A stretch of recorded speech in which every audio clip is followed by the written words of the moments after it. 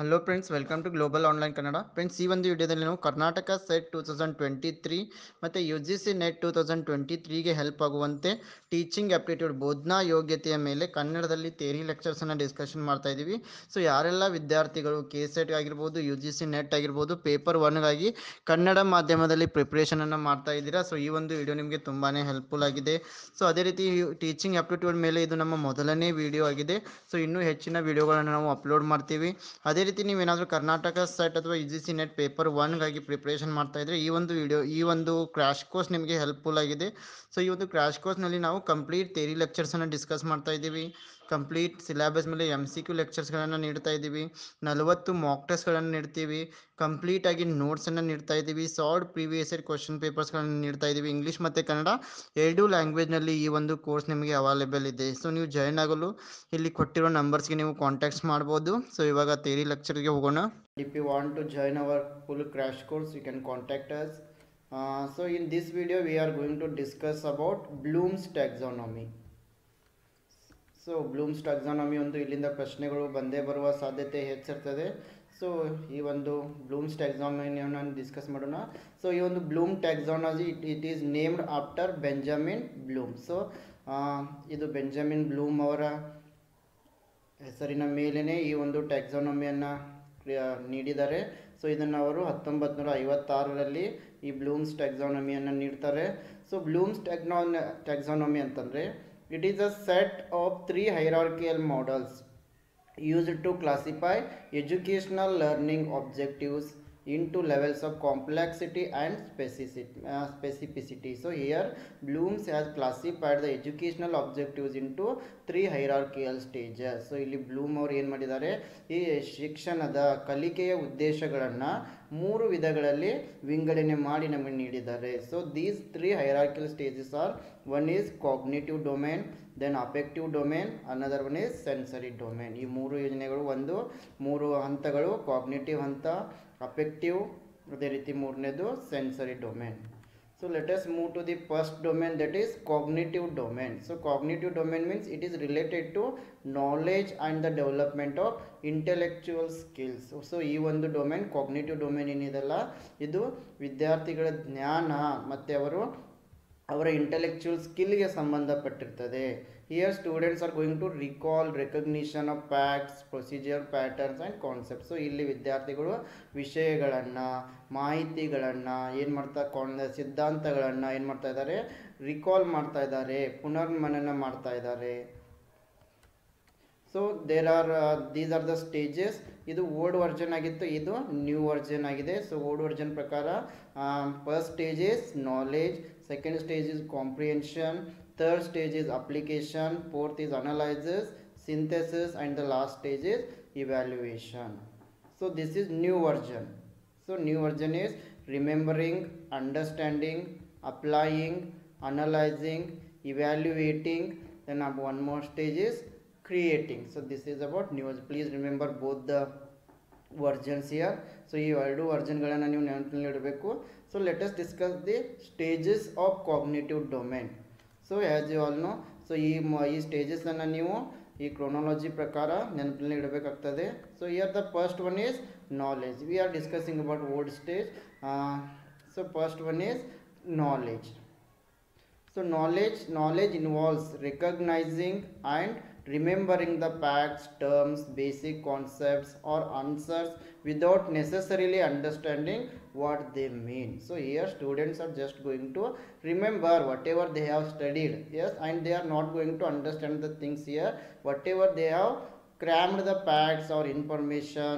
So just they are going to recall here. ಇಲ್ಲಿ ವಿದ್ಯಾರ್ಥಿಗಳು ಏನು ಮಾಡ್ತಾ ಇದ್ದಾರೆ, ತಾವು ಏನನ್ನು ಓದಿದ್ರು, ತಾವು ಏನನ್ನೆಲ್ಲ ಬಾಯಿಪಾಠ ಮಾಡಿದ್ರು, ಅದು ಸಿದ್ಧಾಂತಗಳಾಗಿರ್ಬೋದು, ವಿಷಯಗಳಾಗಿರ್ಬೋದು, ಕಾನ್ಸೆಪ್ಟ್ ಲಾಸ್ಗಳಾಗಿರ್ಬೋದು, ಆ ಎಲ್ಲ ವಿಷಯಗಳನ್ನ ಏನು ಮಾಡ್ತಾರೆ, ಅವರು ರಿಮೆಂಬರ್ ಮಾಡ್ಕೊಳ್ತಾ ಇದ್ದಾರೆ, ನೆನಪು ಮಾಡ್ಕೊಳ್ತಾ ಇದ್ದಾರೆ. ಅದ್ರ ಬಗ್ಗೆ ಅವರು ಅರ್ಥ ಮಾಡ್ಕೊಳಕ್ಕೆ ಹೋಗ್ತಾ ಇಲ್ಲ, ಜಸ್ಟ್ ಏನು ಓದಿದಾರಲ್ಲ ಅದನ್ನು ಮತ್ತೊಮ್ಮೆ ರಿಮೆಂಬರ್ ಮಾಡ್ಕೊಳ್ತಾ ಇದ್ದಾರೆ. So just they are trying to remember the things. So ಇದರ ಲಕ್ಷಣಗಳಂತಂದರೆ, the characteristics of knowledge includes knowledge of specific terminology, specific facts, ಇಲ್ಲಿ ವಿದ್ಯಾರ್ಥಿಗಳು ಕೆಲವೊಂದು ಟರ್ಮಿನಾಲಜಿಗಳ ಬಗ್ಗೆ ನೆನಪು ಮಾಡ್ಕೋತಾ ಇದ್ದಾರೆ. Expand ICT, information and communication technology. So ಟರ್ಮಿನಾಲಜಿಗಳನ್ನು ನೆನಪು ಮಾಡ್ಕೋತಾ ಇದ್ದಾರೆ. ಸ್ಪೆಸಿಫಿಕ್ ಫ್ಯಾಕ್ಟ್ಸ್ ಅನ್ನು ನೆನಪು ಮಾಡ್ಕೊಳ್ಳೋ ಪ್ರಯತ್ನ ಮಾಡ್ತಾ ಇದ್ದಾರೆ.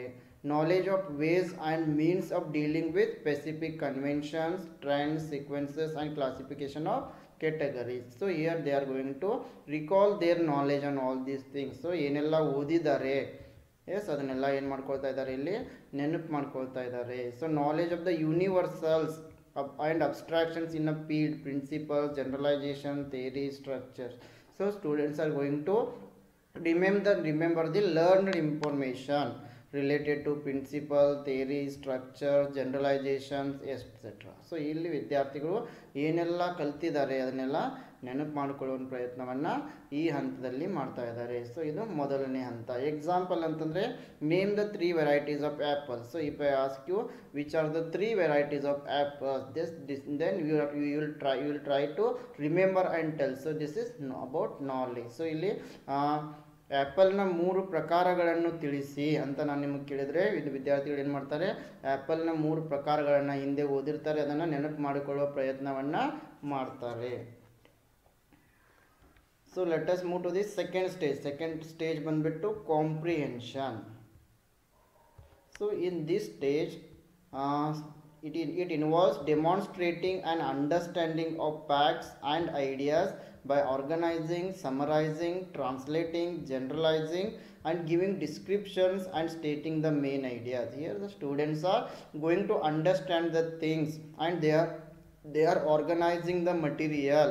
Yes, after the organizing they are going to summarize it and they will translate it in their own language and they will give explanation for that. Then they are going to state the main ideas of that. So here students are going to understand in this stage. ಇಲ್ಲಿ ವಿದ್ಯಾರ್ಥಿಗಳು ಏನು ಮಾಡ್ತಾ ಇದ್ದಾರೆ, ಮಾಹಿತಿಯನ್ನು ಸರಿಯಾಗಿ ಸಂಘಟನೆ ಮಾಡ್ತಾ ಇದ್ದಾರೆ, ಅದಕ್ಕೆ ವ್ಯಾಖ್ಯೆಗಳನ್ನು ನೀಡ್ತಾ ಇದ್ದಾರೆ, ತಮ್ಮದೇ ಆದ ಭಾಷೆಯಲ್ಲಿ ಕನ್ವರ್ಟ್ ಮಾಡ್ತಾ ಇದ್ದಾರೆ, ಅದನ್ನು ಕುರಿತು ವಿವರಣೆಯನ್ನು ನೀಡ್ತಾ ಇದ್ದಾರೆ.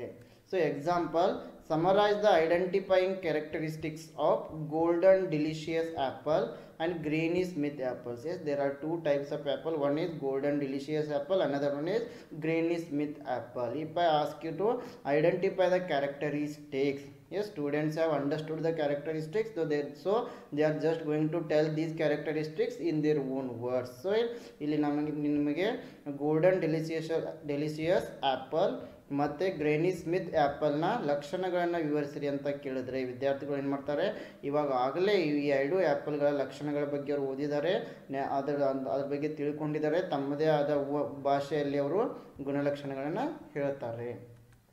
Then the third stage is application. So application involves using of acquired knowledge, solving problems in new situations by applying acquired knowledge, facts, techniques and rules. So in this stage the students are going to use their knowledge in solving the real life problems. Yes, whatever they have learned and that knowledge and techniques, rules, regulations, all they are using and they are solving the real problems. ಈ ಒಂದು ಹಂತದಲ್ಲಿ ವಿದ್ಯಾರ್ಥಿಗಳು ತಮ್ಮಲ್ಲಿರುವ ಜ್ಞಾನವನ್ನು ಬಳಸಿ, ಹಲವಾರು ತಂತ್ರಗಳನ್ನು ಬಳಸಿ, ರೂಲ್ಸ್ಗಳನ್ನು ಬಳಸಿ, ಇವುಗಳನ್ನೆಲ್ಲ ಬಳಸಿ ವಿದ್ಯಾರ್ಥಿಗಳು ಏನು ಮಾಡ್ತಾ ಇದ್ದಾರೆ, ರಿಯಲ್ ಲೈಫ್ ಸಿಚುವೇಶನ್ ಪ್ರಾಬ್ಲಮ್ಸ್ಗಳನ್ನು ಸಾಲ್ವ್ ಮಾಡ್ತಾ ಇದ್ದಾರೆ.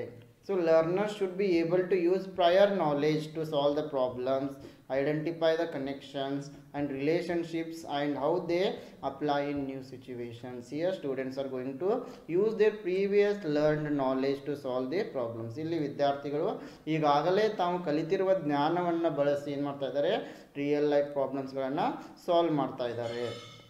So example, would apples prevent scurvy, a disease caused by a deficiency in vitamin C? Then student is going to apply the learned knowledge. He will remember, he will understand and also is going to apply it, whether the apple prevents the scurvy or no. So ಇಲ್ಲಿ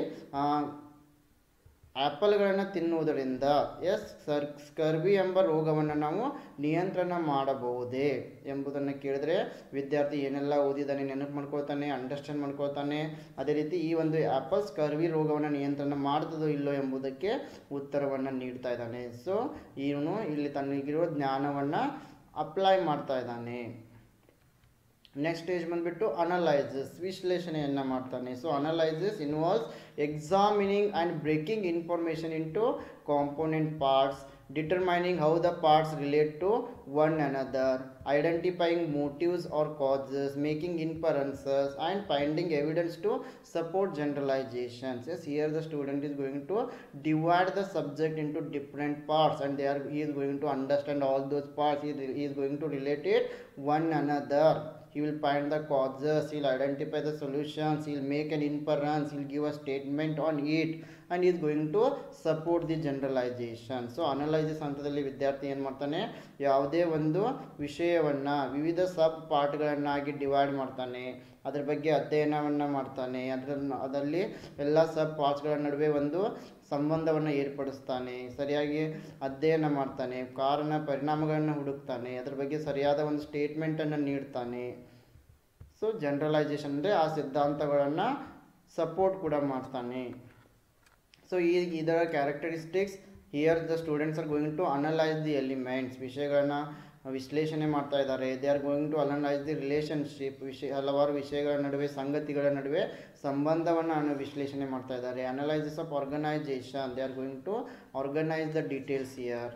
then example, compare and contrast 4 ways of serving foods made with apples and examine which ones have the highest health benefits. Yes, here the compare and contrast 4 ways of serving foods with apples and examine which one have their highest health benefits. So here the students are going to analyze it. They are going to define 4 ways of serving food by using an apple, and which is good for the health, which is having more health benefit. They are going to analyze it. ವಿದ್ಯಾರ್ಥಿಗಳು ಏನು ಮಾಡ್ತಾ ಇದ್ದಾರೆ, ಆ್ಯಪಲನ್ನು ಬಳಸಿ ಆಹಾರವನ್ನು ತಯಾರು ಮಾಡಬಹುದಾದ 4 ವಿಧಾನಗಳನ್ನು ಏನು ಸೆಲೆಕ್ಟ್ ಮಾಡಿದ್ದಾರೆ. 4 ವಿಧಾನಗಳನ್ನು ವಿಶ್ಲೇಷಣೆ ಮಾಡ್ತಾ ಇದ್ದಾರೆ. ವಿಶ್ಲೇಷಣೆ ಮಾಡಿ ಅವುಗಳಲ್ಲಿ ಯಾವುದು ಹೆಚ್ಚು ನಮಗೆ ಆರೋಗ್ಯಕ್ಕೆ ಬೆನಿಫಿಟ್ ಆಗಿದೆ ಎಂಬುದನ್ನು ತಿಳಿಸ್ತಾ ಇದ್ದಾರೆ. ಸೊ ಇದಕ್ಕೆ ಅಂತೀವಿ ಅನಲೈಸಿಸ್, ವಿಶ್ಲೇಷಣೆ.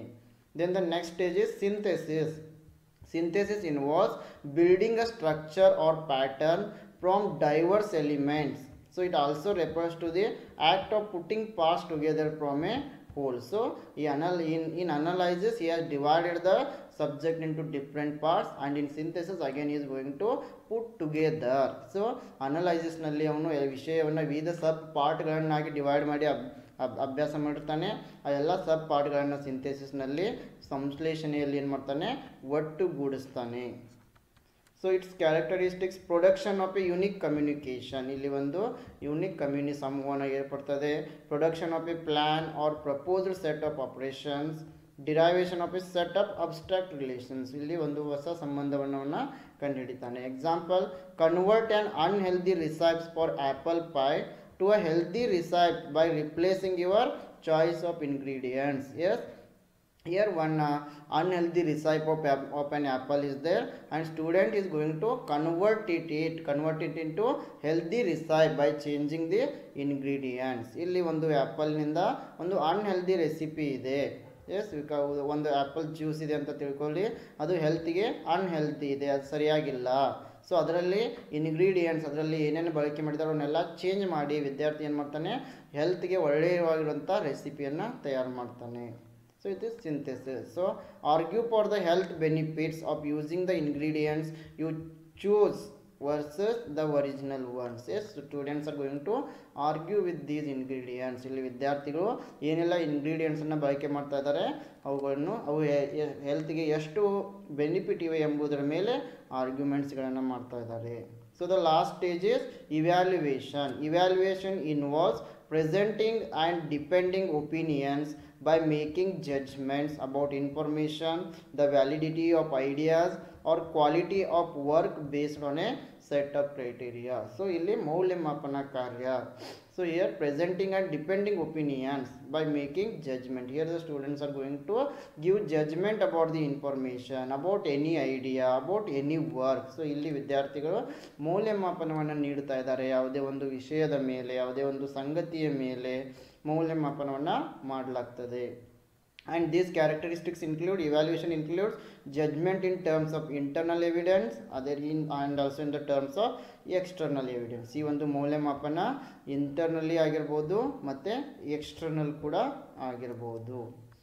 So example, which kind of apples are best baking a pie and why? So which kind of apple is best while making a pie and why it is best? So it is an example for evaluation. ಮೌಲ್ಯಮಾಪನ ಅಂತಂದರೆ ಯಾವ ಒಂದು apple ಈ ಒಂದು pi ಎಂಬುವ ರೆಸಿಪಿಯನ್ನು ಮಾಡಲು ಅವಶ್ಯಕವಾಗಿದೆ ಮತ್ತು ಯಾಕೆ. ಈ ರೀತಿ ಇದು ಇಲ್ಲಿ ವಿದ್ಯಾರ್ಥಿಗಳ ಮೌಲ್ಯಮಾಪನವನ್ನು ಮಾಡಲಾಗ್ತದೆ. So this is about first domain, that is cognitive domain. ಇದು ಮೊದಲನೇ ಡೊಮೇನ್ ಆಗಿದೆ, ಅದು cognitive domain. Now the second domain is affective domain.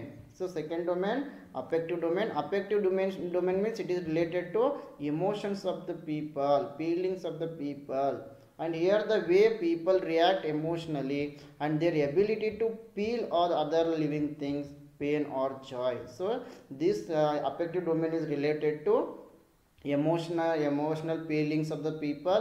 Here how the people are going to react emotionally. So here we are going to study for example awareness or at the people's attitude, their emotions, their feelings, we are going to study in this stage. So ಈ ಒಂದು ವಿಧ ಏನಾಗಿದೆ, affective domain ಎಂಬುದು ಜನರ ಭಾವನೆಗಳಿಗೆ ಸಂಬಂಧಿಸಿದೆ. ಜನ ಯಾವ ರೀತಿ ಭಾವನೆಗಳನ್ನು ವ್ಯಕ್ತಪಡಿಸ್ತಾ ಇದ್ದಾರೆ, ಅವರು ಇನ್ನೊಬ್ಬರ ಸಂತೋಷವನ್ನು ದುಃಖವನ್ನು ಯಾವ ರೀತಿ ಸ್ವೀಕಾರ ಮಾಡ್ತಾ ಇದ್ದಾರೆ, ಅವರ ಜ್ಞಾನ ಅವೇರ್ನೆಸ್ ಅಂದರೆ ಅವರ ಹತ್ರ ಇರುವ ಅನುಭವ ಜ್ಞಾನ ಮತ್ತು ಅವರ ವರ್ತನೆ, ಅವರ ಫೀಲಿಂಗ್ಸ್ ಭಾವನೆಗಳು ಎಮೋಷನ್ಸ್, ಇವನ್ನೆಲ್ಲ ಅಫೆಕ್ಟಿವ್ ಡೊಮೇನ್ನಲ್ಲಿ ಅಧ್ಯಯನ ಮಾಡ್ತಾ ಇದ್ದೀವಿ. ಇಲ್ಲಿ ಕೂಡ ಸ್ಟೇಜಸ್ ಇವೆ. Here the stages are the first stage is receiving, second one is responding, third one is valuing, fourth one is organisation and the next one is characterisation. Please remember these stages in a sequential order. ಈ ಎಲ್ಲ ಸ್ಟೇಜಸನ್ನು ನೀವು ನೆನಪಿನಲ್ಲಿರಬೇಕು. Sometime they will ask higher stage or sometimes they may ask lower stage, sometimes they will ask in a chronology. So the first stage is receiving. Receiving means it is the lowest level of affective domain. Affective domain na idu ಒಂದು ತುಂಬಾ lowest level ಆಗಿದೆ.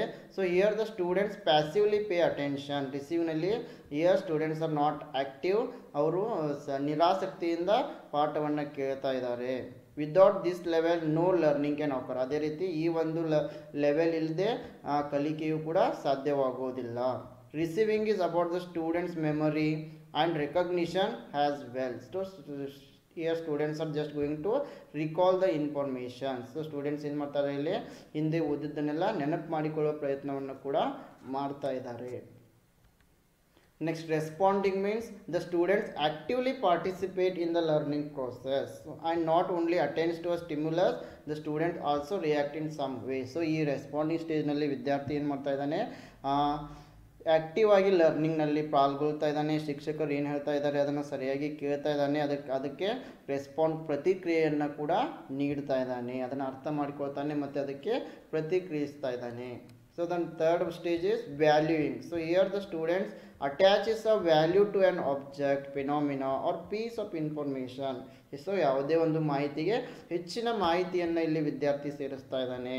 The student associates a value or some values to the knowledge they acquired. ವಿದ್ಯಾರ್ಥಿ ಏನೆಲ್ಲ ಜ್ಞಾನವನ್ನು ಪಡೆದಿದ್ದಾರೆ ಆ ಜ್ಞಾನಕ್ಕೆ ಹೊಸ ಜ್ಞಾನವನ್ನು ಸೇರಿಸ್ತಾ ಇದ್ದಾನೆ, ಸಂಬಂಧವನ್ನು ಏರ್ಪಡಿಸ್ತಾ ಇದ್ದಾನೆ. So yes the student is going to create value, is going to add more values to the knowledge. ತನ್ನ ಶಿಕ್ಷಕರಲ್ಲಿರುವ ಪಡೆದ ಜ್ಞಾನಕ್ಕೆ ಹೊಸ ಜ್ಞಾನವನ್ನು ಸೇರಿಸ್ತಾ ಇದ್ದಾನೆ. So the next one is organizing. So here the student can put together different values, information and ideas and can accommodate them within their own schema. The student is comparing, relating and elaborating on what has been learned. So here the student, whatever the student has studied from the teacher, he is going to put together all the information, values, ideas he is going to put together. So and he is going to compare the things, he is going to relate the things, he is going to elaborate it. So ಈ ಒಂದು organising ಸ್ಟೇಜ್ನಲ್ಲಿ ವಿದ್ಯಾರ್ಥಿ ಏನು ಮಾಡ್ತಾ ಇದ್ದಾನೆ, ಶಿಕ್ಷಕರಿಂದ ಕಲಿತ ಬೇರೆ ಬೇರೆ ಮಾಹಿತಿಗಳನ್ನು, ಬೇರೆ ಬೇರೆ ಮೌಲ್ಯಗಳನ್ನು, ಐಡಿಯಾಸ್ಗಳನ್ನು ಒಂದೇ ಕಡೆ ಕೂಡ್ ಮಾಡ್ತಾ ಇದ್ದಾನೆ. ಅವನ್ನೆಲ್ಲ ಒಂದಕ್ಕೊಂದು ಕಂಪೇರ್ ಮಾಡ್ತಾನೆ, ರಿಲೇಟ್ ಮಾಡ್ತಾ ಇದ್ದಾನೆ, ಎಲಾಬ್ರೇಟ್ ಅಂತಂದರೆ ವಿವರಣೆಯನ್ನು ನೀಡ್ತಾ ಇದ್ದಾನೆ. So the last stage is characterization. Here the student at this level tries to build abstract knowledge. ಇಲ್ಲಿ ಹೊಸ ತನ್ನದೇ ಆದ ಜ್ಞಾನವನ್ನು ಸೇರಿಸ್ತಾ ಇದ್ದಾನೆ. Domain, and the next domain is psychomotor domain. So ಮುಂದಿನ ಒಂದು ಹಂತ ಯಾವುದಿದೆ, psychomotor domain. So ಜನರ ಒಂದು ಸೈಕಾಲಜಿಗೆ ಸಂಬಂಧಪಟ್ಟಿದ್ದು. So here the ability to physically manipulate a tool or instrument like an hand or hammer. Here the student is going to build his capacity, is going to build his ability to operate anything like a hammer. So then focus on change or development in behavior or skills. Here the student is going to develop his good behavior, he is going to develop his skills, he is acting on his skill, behavior and all. So here he is acting like a hammer, how hammer works. So he is going to work here, so he is going to manipulate the things. So ಇಲ್ಲಿ psychomotor ಡೊಮೇನಲ್ಲಿ ವಿದ್ಯಾರ್ಥಿ ಏನು ಮಾಡ್ತಾನೆ, ಇಲ್ಲಿ ಸರಿಯಾದ ರೀತಿಯಲ್ಲಿ ಒಂದು ಕಾರ್ಯವನ್ನು ಮಾಡ್ತಾ ಇದ್ದಾನೆ. ಸೊ ಇಲ್ಲಿ ಅವನು ತನ್ನ ವರ್ತನೆಯಲ್ಲಿ ಕೌಶಲ್ಯಗಳನ್ನು ಬೆಳೆಸ್ಕೊಳ್ತಾ ಇದ್ದಾನೆ. Here also there are some stages, ಇಲ್ಲಿ ಕೂಡ ಕೆಲವೊಂದು ಸ್ಟೇಜಸ್ಗಳಿವೆ. You have to remember all these stages in a sequential manner. So the first one is perception, second one is set, guided response, mechanism, complex overt response, adaptation, then origination. So all these stages you have to remember here. The first stage is perception. Perception means the ability to use sensory cues to guide motor activity. So this ranges from sensory stimulation through cue selection to translation. So perception means here the student is going to feel, yes, he is going to act according to his motor activity. So he is using his senses to earn the knowledge. ಇಲ್ಲಿ ತನ್ನ ಸೆನ್ಸಸ್ಗಳನ್ನು ಬಳಸಿ ವಿದ್ಯಾರ್ಥಿ ಏನು ಮಾಡ್ತಾ ಇದ್ದಾನೆ, ಜ್ಞಾನವನ್ನು ಪಡೆದುಕೊಳ್ತಾ ಇದ್ದಾನೆ. So for example, detects non-verbal communication cues, estimate where a ball will land after it is thrown, and then moving to the correct location to catch the ball. Yes, here for example, here the student is going to use his senses. Yes, he is using his ears, he is using his eyes to earn the knowledge. So here for example, he is going to identify verbal and non-verbal communication. He is going to understand the non-verbal cues. For example, when a person throws a ball, yes, and he is going to throw, when he throws the ball, he is moving to catch the ball, and he is trying to locate where the ball is going to land. So in this way, this is known as the perception. ಗ್ರಹಿಕೆ, ಇಲ್ಲಿ ತನ್ನ ಸೆನ್ಸಸ್ಗಳನ್ನು use ಮಾಡಿ ವಿದ್ಯಾರ್ಥಿ ಜ್ಞಾನವನ್ನು ಪಡೆದುಕೊಳ್ತಾ ಇದ್ದಾನೆ. Adjust heat of the stove to correct temperature by smell and taste of food. This is also another example. Here by he is going to adjust the heat of the stove while cooking. The candidate is going to adjust the heat of the stove to correct temperature by smell and taste of the food. So ಯಾವಾಗ ಇಲ್ಲಿ ಅಡಿಗೆಯನ್ನು ಮಾಡುವಾಗ ಅಡಿಗೆಯ ಒಂದು taste ಮತ್ತು ಅದರ ವಾಸನೆಯ ಆಧಾರದ ಮೇಲೆ ನಾವು ಸ್ಟೋವನ್ನು ಕಡಿಮೆ ಅಥವಾ ಹೆಚ್ಚಿನ ಒಂದು ಹೈ ಅಥವಾ ಲೋ ಫ್ಲೇಮ್ನಲ್ಲಿ ಇಡ್ತಾ ಇದ್ದೀವಿ. ಇನ್ನೊಂದು ಎಕ್ಸಾಂಪಲ್ ಇದೆ, adjust the height of the forks on a pork lift by comparing where the forks are in relation to the palate. So these are some examples for perception. So here the student is using his sensory organs to get knowledge. So ಇಲ್ಲಿ ತನ್ನ ಸೆನ್ಸಸ್ಗಳನ್ನು ಬಳಸಿ ವಿದ್ಯಾರ್ಥಿ ಏನು ಮಾಡ್ತಾ ಇದ್ದಾನೆ, ಜ್ಞಾನವನ್ನು ಪಡೆದುಕೊಳ್ತಾ ಇದ್ದಾನೆ. And the next one is set. Set means readiness to act. Here the student is ready to act. It includes mental, physical and also emotional sets. So ಇಲ್ಲಿ ವಿದ್ಯಾರ್ಥಿ ಮಾನಸಿಕ ಆಗಿರ್ಬೋದು, ಶಾರೀರಿಕವಾಗಿ ಆಗಿರ್ಬೋದು, ಭಾವನಾತ್ಮಕವಾಗಿ ಆಗಿರ್ಬೋದು, ಯಾವುದೇ ಒಂದು ವಿಷಯವನ್ನು ಕಲಿಯಲು ರೆಡಿ ಇರ್ತಾನೆ. So these 3 sets are dispositions that predetermine a person's response to different situation. Sometimes it is called mindset. So these are my mental, physical and emotional sets are very helpful to get knowledge. Sometimes it is also called mindset. And this subdivision of psychomotor is closely related with the responding to a phenomena. a subdivision of the affective domain. Yes, in affective domain we have studied about the second step, that is responding, and these subdivisions, mental, physical and emotional sets, are directly related to this responding stage of affective domain. ಈ mentally, physically ಮತ್ತು emotionally set ಏನಿವೆ ಇಲ್ಲ, ಇದು affective ಡೊಮೇನ್ನಲ್ಲಿ ಬರುವ responding ಸ್ಟೇಜ್ಗೆ ತುಂಬಾ ಹತ್ತಿರವಾಗಿವೆ. So examples, if you go through the example, knows and acts upon a sequence of steps in a manufacturing process, recognizes or her abilities and limitations, shows desire to learn a new process.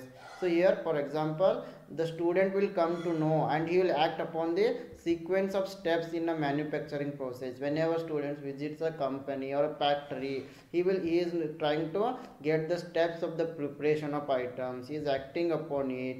He will come to know his ability, whether he is able to carry the activity or no. ಯಾವಾಗ ಒಬ್ಬ ವಿದ್ಯಾರ್ಥಿ ಒಂದು ಕಾರ್ಖಾನೆಗೆ ಭೇಟಿಯನ್ನು ನೀಡ್ತಾನೆ, ಆ ಕಾರ್ಖಾನೆಯಲ್ಲಿ ಯಾವ ರೀತಿ ವಸ್ತುಗಳನ್ನು ತಯಾರು ಮಾಡ್ತಾ ಇದ್ದಾರೆ, ಅಲ್ಲಿರುವ ಸ್ಟೆಪ್ಸ್ಗಳೇನೇನು ಅವನ್ನೆಲ್ಲ ಫಾಲೋ ಮಾಡ್ತಾ ಇದ್ದಾನೆ, ಬಟ್ ಅದರ ಜೊತೆಗೆ ತನ್ನಿಂದ ಈ ಕಾರ್ಯ ಸಾಧ್ಯ ಆಗ್ತದೋ ಇಲ್ಲೋ ಎಂಬುದನ್ನು ಫೈಂಡ್ ಮಾಡ್ತಾನೆ. ಸೊ ಅದೇ ರೀತಿ ಹೊಸ ವಿಷಯವನ್ನು ಕಲಿಯಲು ಏನು ಮಾಡ್ತಾ ಇದ್ದಾನೆ, ಮೋಟಿವೇಶನ್. ಸೊ ಅವನ ಆಸಕ್ತಿಯನ್ನು ಕೂಡ ತೋರಿಸ್ತಾ ಇದ್ದಾನೆ. So he is showing desire to learn new things. Then the third one is guided response. Guided response means the early stages of learning, a complex skill that includes imitation and trial and error. So adequacy of performance is achieved by practicing. Yes, in early stages, in guided, in perception, he was using his sensory organs to learn new concept. In SET, he was ready to learn new knowledge. He was ready to get new knowledge. And in guided response, yes, he is imitating others. He is getting knowledge by imitating, and he is practicing the things here. He is going to practice. So by using trial and error method, he is getting knowledge here, and he is trying to achieve adequacy by practicing. So ಇಲ್ಲಿ ವಿದ್ಯಾರ್ಥಿ ಏನು ಮಾಡ್ತಾ ಇದ್ದಾನೆ, ಇಲ್ಲಿ ಬೇರೆಯವರನ್ನು follow ಮಾಡೋದರ ಮೂಲಕ, imitation ಮೂಲಕ, ಟ್ರಯಲ್ ಆ್ಯಂಡ್ ಎರರ್ ಅಂದರೆ ಪದೇ ಪದೇ ಪ್ರಾಕ್ಟೀಸ್, ಪ್ರಯತ್ನ ಮಾಡುವ ಮೂಲಕ ವಿದ್ಯಾರ್ಥಿ ಏನು ಮಾಡ್ತಾ ಇದ್ದಾನೆ, ಜ್ಞಾನವನ್ನು ಸಂಪಾದನೆ ಮಾಡ್ತಾ ಇದ್ದಾನೆ. So performs a mathematical equation has demonstrated. So ಯಾವ ರೀತಿ ಶಿಕ್ಷಕರು ಒಂದು ಗಣಿತದ ಸೂತ್ರವನ್ನು ಕೊಟ್ಟಿರ್ತಾರೆ, ಅದನ್ನು ವಿದ್ಯಾರ್ಥಿ ಏನು ಮಾಡ್ತಾ ಇದ್ದಾನೆ, ಪ್ರಾಕ್ಟೀಸ್ ಮಾಡ್ತಾ ಇದ್ದಾನೆ. Follows instruction to build a model, response a hand signals of the for the instructor while learning to operate a forklift. So ಉದಾಹರಣೆಗೆ whenever student is going to practice the mathematical equation, it is known as the guided response. When follow instructions to build a model. So ಯಾವಾಗ ಇನ್ಸ್ಟ್ರಕ್ಷನ್ಗಳನ್ನು follow ಮಾಡ್ತಾರೆ, ಉದಾಹರಣೆ traffic instructions ಆಗಿರ್ಬೋದು. So ಯಾವುದೇ ಒಂದು ಮಾಡೆಲನ್ನು build ಮಾಡಲು ಶಿಕ್ಷಕರು ಹೇಳಿಕೊಟ್ಟ ರೂಲ್ಸ್ಗಳನ್ನೆಲ್ಲ ಫಾಲೋ ಮಾಡುವುದಾಗಿರ್ಬೋದು, ಗೈಡೆಡ್ ರೆಸ್ಪಾನ್ಸ್ ಆಗಿದೆ. So the next one is mechanism. The intermediate stage in learning is a complex skill. So here he is going to develop these skills. So ಇಲ್ಲಿ ಹೊಸ ಜ್ಞಾನವನ್ನು ಪಡೆಯಲು ಕೌಶಲ್ಯಗಳನ್ನು ಬೆಳೆಸ್ಕೊಳ್ತಾ ಇದ್ದಾನೆ.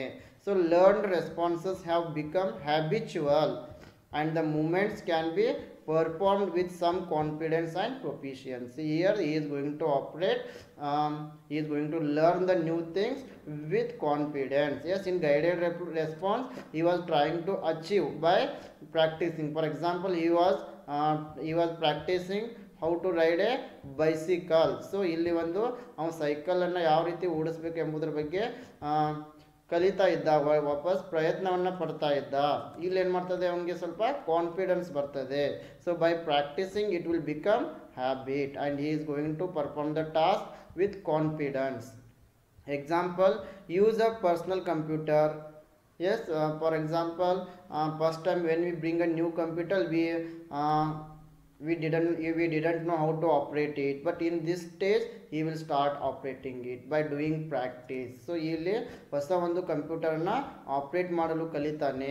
ಇದಕ್ಕಿಂತ ಮೊದಲಿನ ಸ್ಟೇಜ್ನಲ್ಲಿ ಅವನು ಪ್ರಾಕ್ಟೀಸನ್ನು ಮಾಡಿರ್ತಾನೆ. ಗೈಡೆಡ್ ರೆಸ್ಪಾನ್ಸ್ನಲ್ಲಿ ಈ ವಾಸ್ ಪ್ರಾಕ್ಟೀಸಿಂಗ್. ಅವನು ಇಲ್ಲಿ ಪ್ರಯತ್ನವನ್ನು ಮಾಡಿ ಅವನಿಗೆ ಅದು ಹ್ಯಾಬಿಟ್ ಆಗ್ತದೆ, ಅವನಿಗೆ ಕಂಪ್ಲೀಟಾಗಿ ಆಪ್ರೇಟ್ ಮಾಡಲು ಬರ್ತದೆ.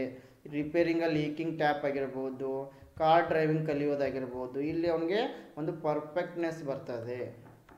So the next one is complex overt response. So here the skillful performance of a motor acts that involve complex movement patterns.